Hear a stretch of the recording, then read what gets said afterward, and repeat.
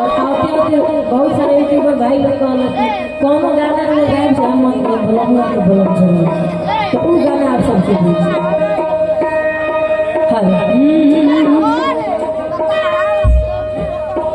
कि आलू हक के मैंने दौलत कमर दे में आप देख के तो हर ब्यूटी हमर प्रेम हो जाता है मैं कि आलू हक के मैंने दौलत कमर दे में आप देख के तो हर ब्यूटी हमर प्रेम हो जाता है मैं ठीक है को ही कितना सैया कोई में बामोर सजैया आ धुन देला देह जैसे लागेला रजैया कि झील देला देहिया मुसलो बोलमुआ के बलम बोलमुआ के बलम। लेकिन कहाँ गनी बाबा बंटा आई रो बताई रो बैठे के चाहिए रोरो ठंडा लगता रोरो ठंडा ना लगते देखी तो हमारे हाथ तलबा लू हक के मैंने डोला तक कमर देने आप देख के तो हर ब्यूटी हमर ब्रेन हो जाता है मैं कि का कहीं कितना सैया आप पहले बामोर सजैया आप धुन देला देह जैसे लागेला रजैया कि झील देला दहिया मुसल बलमुआ के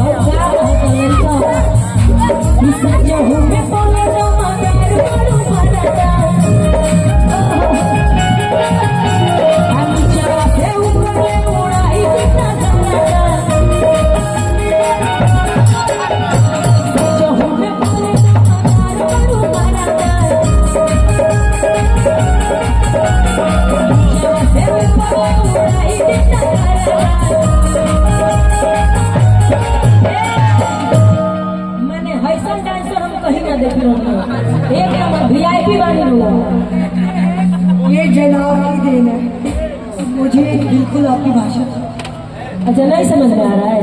मतलब आप बहुत अच्छा काम कर रहे हैं, मजा आ गया देख क्या बात है जी कि जब धैले कवारी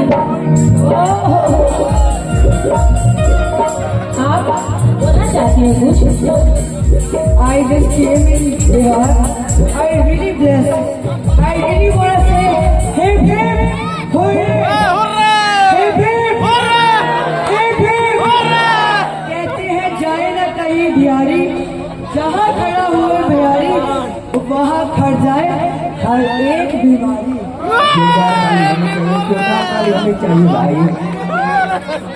I really want to say you, God bless you. She is my, I just want to love her because she take me here with you. And I really surprised. And you are here. I'm seriously give my blessings, bro.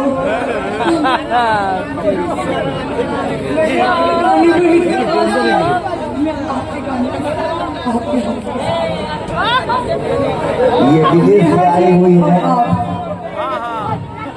मैं बस आप लोगों से I just सुना your love. Can you give me love? Can you give me love? Can you give me love? I can't